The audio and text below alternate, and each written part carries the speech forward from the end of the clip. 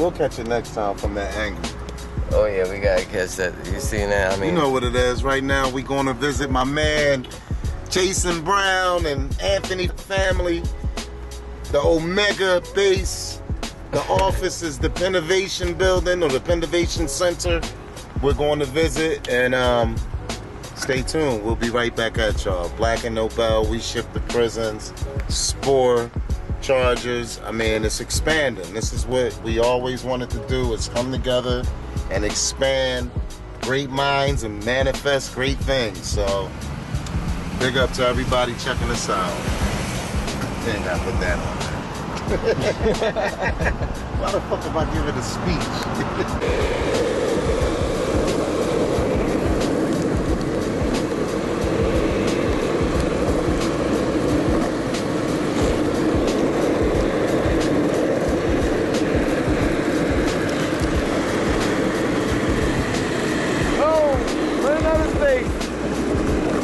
where am I going? Okay, I'm going.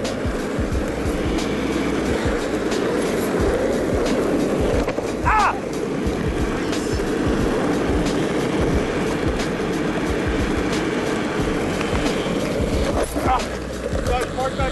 That's how you meet another skater. Yeah, man. That's how you're here to film that. Oh, yeah. I've been doing that for 35 minutes now. Dude, I know you can't help it. You're like, oh, man.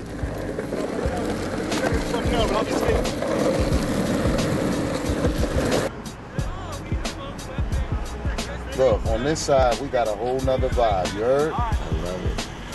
This is more like, we can't wait to get off of work to go link up.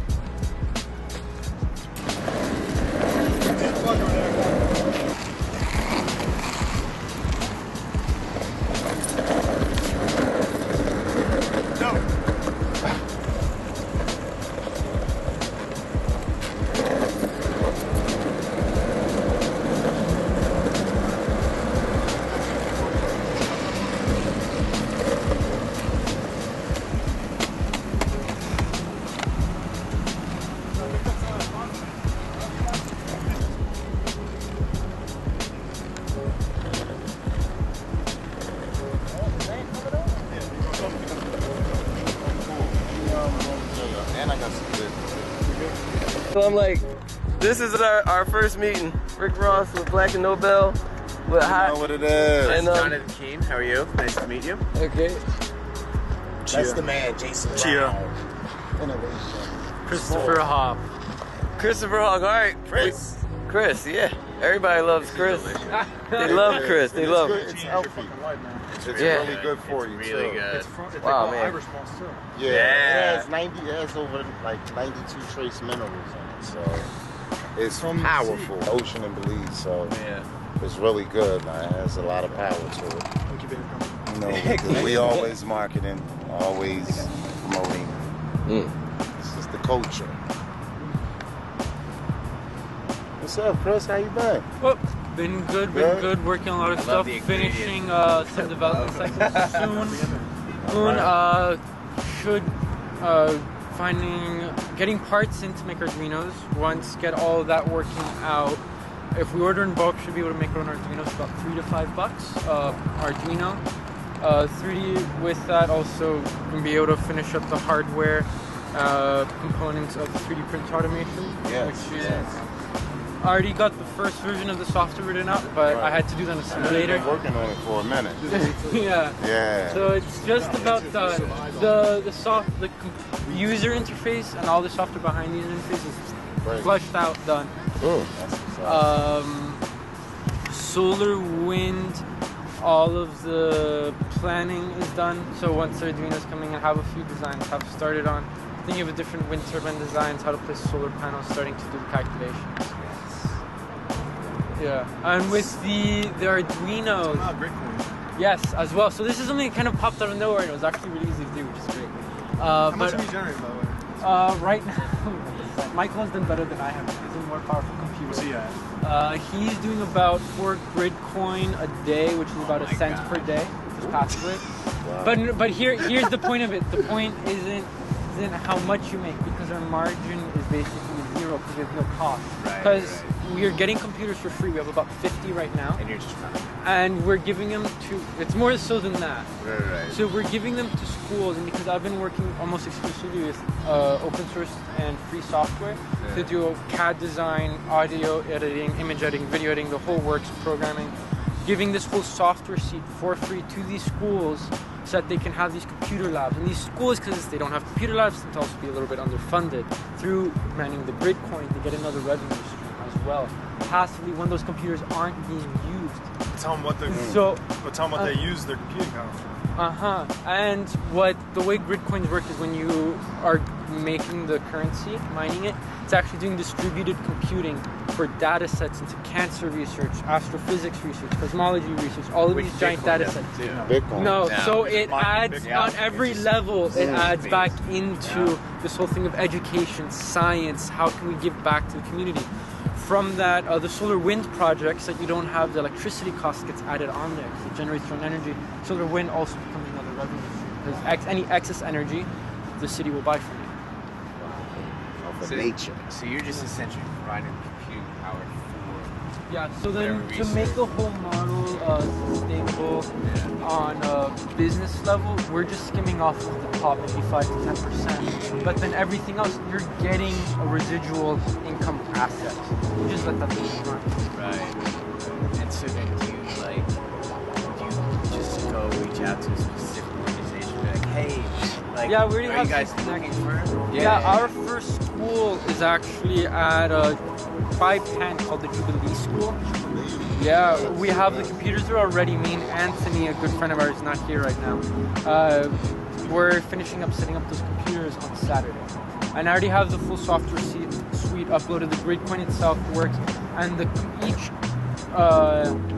each school will have basically their own pool of computing that then gets linked in together with all of the other schools. So there's one massive school, and that because of the way the grid coin mining works, the more currency you have in one place, you get like this percentage of that, almost like an interest rate on that. So that gives back, lets you do even more revenue, and then it gets split back up to all of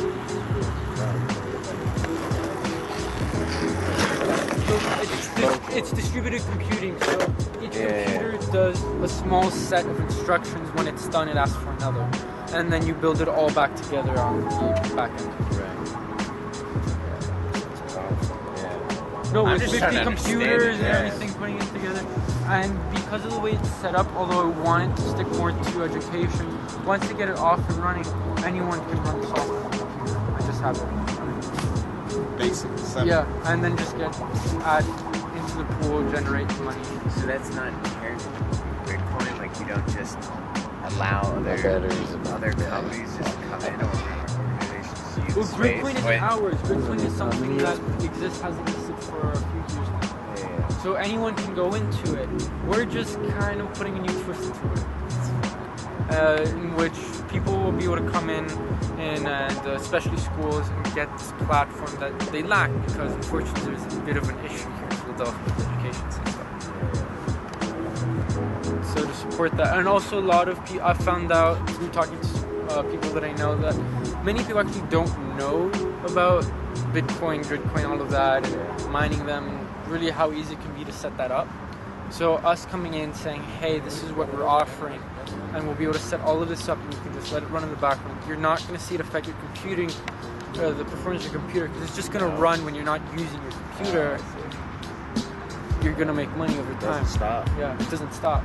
The second you stop, that way the computer's always doing something productive. Always. If it's either you doing whatever it is you're doing, or you just leaving it there to do whatever it wants to. So I think that's the downside of Bitcoin. It's like when you determine how other people are just investing their money into, I don't know, like they invest their money into buying these computer utilities, or these like the computing power, and then they hook it up in an 18-wheeler and leave it out to just be cooled, and then essentially just buy more.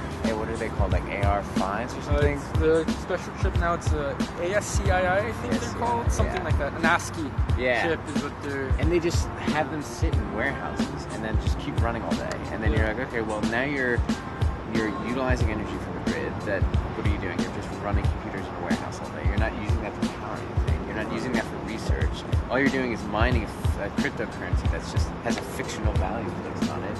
Or any currency has a fictional value. Well, that's what I mean. It's determined by whatever. But however, the difference will be is like if I'm understanding it right, Gridcoin, you're at least allowing that computing power to be used by other organizations, right? So that are either investing their time in health, education. It's Gridcoin. It's meant for those big data sets for research.